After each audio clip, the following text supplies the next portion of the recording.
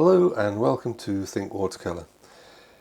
Today I want to demonstrate a simple but effective masking technique for when you need to retain white areas in a complex scene and yet still paint with a lot of freedom. And painting with freedom is what this sketch is all about. This is an imagined scene that I made up and developed as I went along. The idea is that you should really play and experiment with your palette and see where it takes you. And you don't always have to have a clearly defined image in mind when you sketch with watercolours. It should be fun, and playing really teaches you how to be freely creative. The only thing that will hold you back in your creativity is the fear of failure and making mistakes. But if you learn from those mistakes, then you will grow as an artist. So let me show you how I painted this. I've started off by drawing the position of the trees fairly heavily so that they show up on camera, and just a few extra marks to where the lie of the land is in my imagination. And this is just a strip of masking tape laid over one of the trees, and I'm just using a scalpel. Any craft knife will do the trick as long as it's got a sharp blade. The trick here is not to press too hard. You do not want to cut through the watercolour paper, so probably a good idea to practice on a spare sheet of watercolour paper first, so that you get a feel for how hard to press.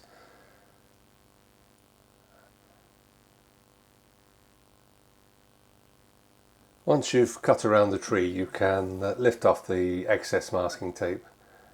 Being very careful, just as you can see there, I didn't quite cut it enough, so there we go. So once that's gone, just press the masking tape so it's nice and firmly pressed down. And I've sped the rest of this up because it's basically the same process for all the other trees.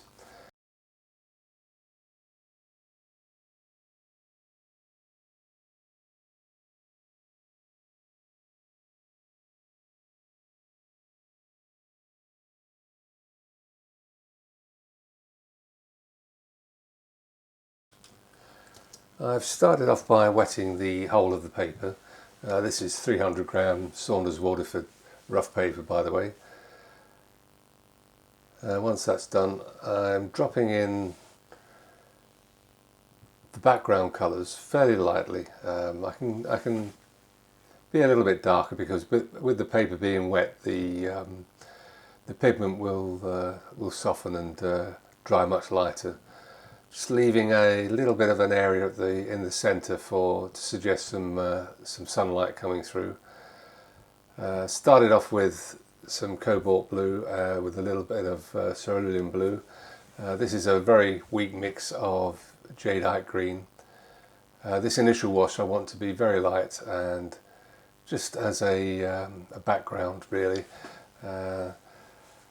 This is quinacridone gold. Again, a fairly light mix, dropping in wet, and while the paper's still wet, just dropping in a few areas where the sky will be. Just using a rigger to indicate some distant trees in the background in the misty morning light. That's what I've got in my head. So, and I'm just using a little bit of neutral tint there with the green.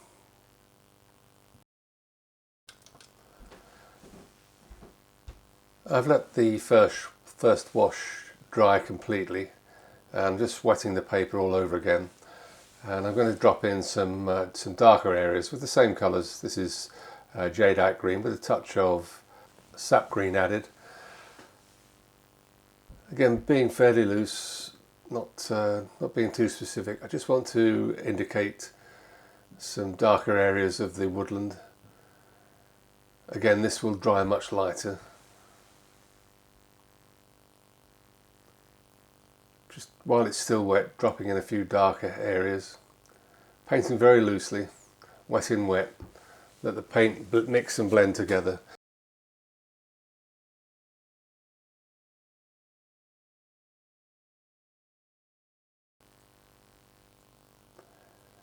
and more of that quinacridone gold.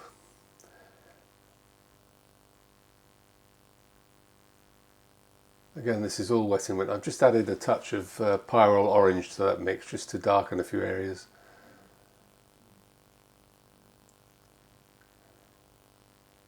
And you can see now why I needed to mask out these trees. I want to retain the whiteness of the birch trees, and this masking technique enables me to do that. I can paint very freely. Again, this is all about having some fun and just seeing how it turns out. At this point I had no idea how this painting was going to turn out, but I had in mind what I wanted to paint, and just carried on getting darker and darker, dropping more darker values into the wet in wet, letting everything blend together. Okay, so I'm going to let this final underwash layer dry.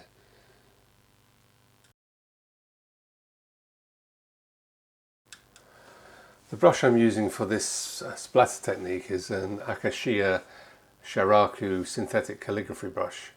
The great thing about these brushes is that they're really springy, and whilst they can provide a really neat and fine point, they have got a lovely springiness to them. They're ideal for doing this splatter technique. I'm using a fairly strong mix of quinacridone gold and pyrrole orange for this initial splattering. Not too watery a mix, quite stiff. It just makes it easier to control the splatter. The trick when you're doing this is not to hold the brush too far away from the paper, otherwise the paint will go absolutely everywhere. If you want to keep it in a confined area, try and do it close to the paper. This next bit is jadeite green with a tiny amount of neutral tint to darken it a little bit, and again keeping the brush fairly close to the paper, and just using the springiness of the brush to splatter random leaf shapes. It's a very impressionist way of painting, but the results can be really quite pleasing. I'll try to remember to put a link in the description of what this brush is, because they really are very good brushes and not very expensive. I think I got this from Jackson's Art Supplies, but I'll try and put something in the description. Instead of splattering on this side, I want to slowly build up the impression of a bush. So I'm doing a mixture of splattering and just dabbing the brush on the paper. Just darken the mix a little bit there just to have some contrast.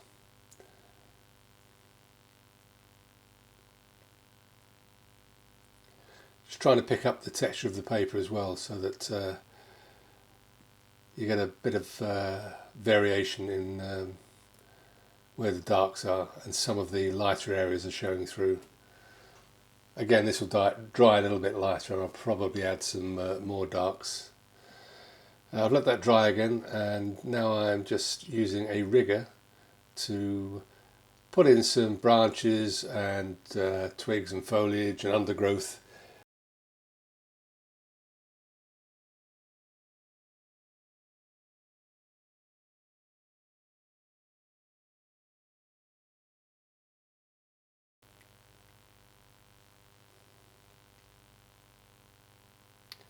Great thing about a rigger is if you're careful with it, you can get some nice branch shapes. Just let the brush travel in any direction you want. Paint it fairly loosely. And where I'm going over the masked parts of the birch tree trunks, these branches and twigs will look like they're behind those once I remove the masking.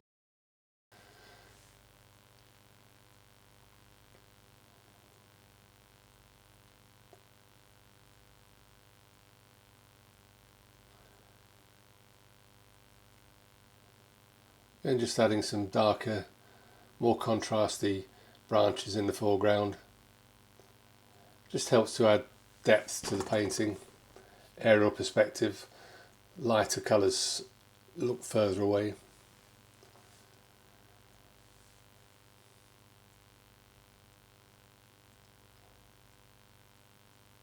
Just using the rigger to do some splattering, do a bit more control with the rigger because it does tend to go everywhere, but keep it close to the paper, you get quite a nice effect.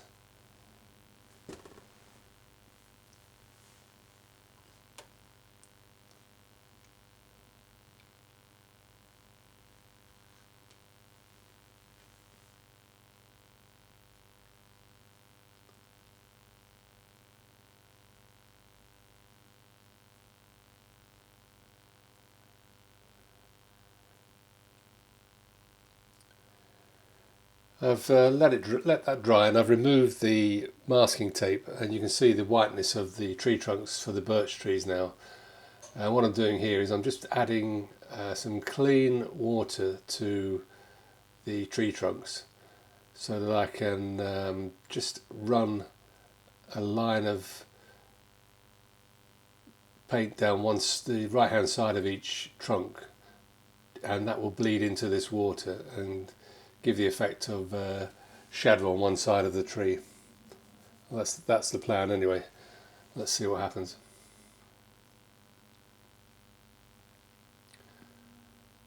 This is just neutral tint, and just with a rigger, just run it down the side of each tree. I'm not too worried about these trees that are further away. But it still gives the same effect.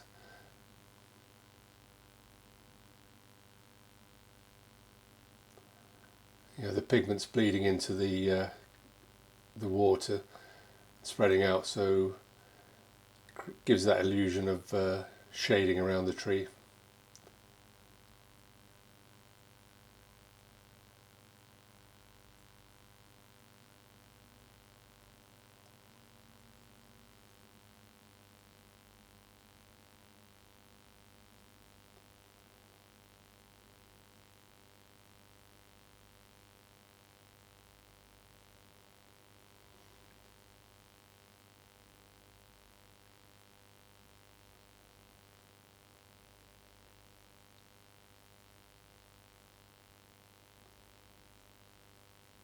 It doesn't matter if the strength of the paint varies, because the bark on birch trees is very much spaced out and broken up with the white showing through. I'm just using a number 0 rigger here just to pick up the tooth of the paper with a fairly stiff mix of neutral tint and some burnt sienna.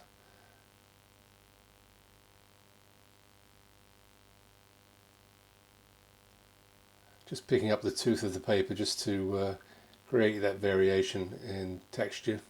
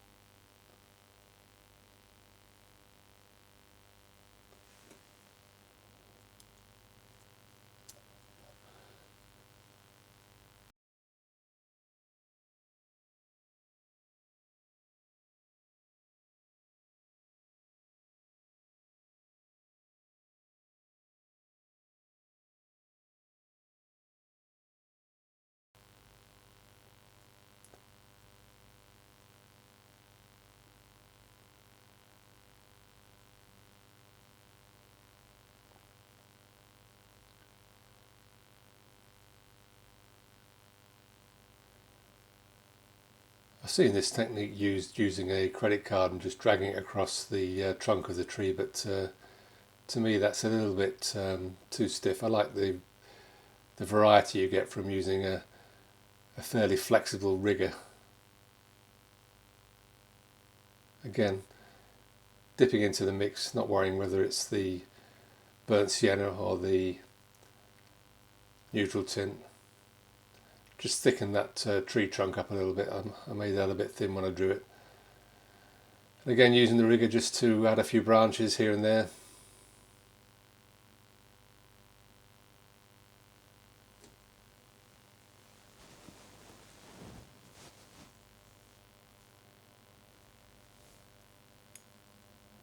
What I'm trying to convey with this sketch is basically a sort of a morning mist effect in early autumn. Morning light shining through the trees.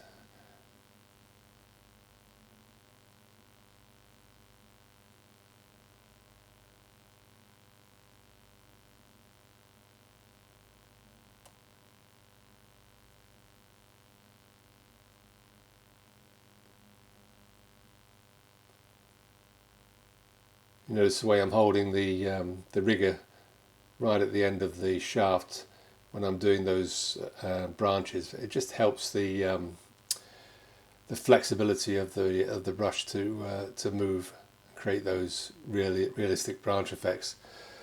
This is that pyrrole orange mix with a smaller amount of quinacridone gold, just to splatter in some leaves. Trick is not to go over the top with this. Just a suggestion of what's there.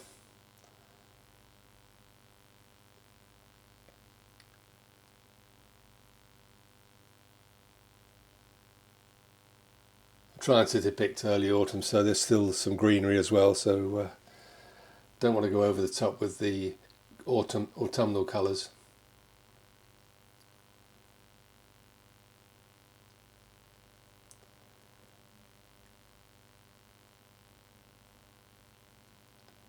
At the end of the day, it's all about, as I said earlier, having a bit of fun and just seeing how things turn out. Woodland tends to be untidy anyway, so putting these splatters in with green and oranges and golds just helps to break the painting up nicely.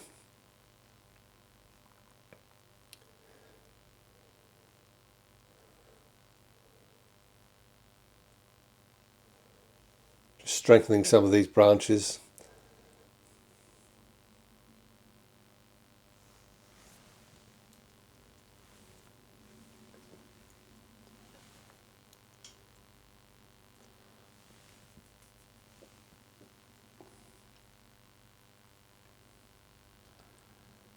With this quite dark mix, it's fairly thick neutral tint, just putting in some foreground branches and bushes just breaks the painting up. This is white gouache. It's a fairly weak mix so that it doesn't dry too white. Just want to put a few highlights on some of the branches. It will dry much flatter because it's very watery.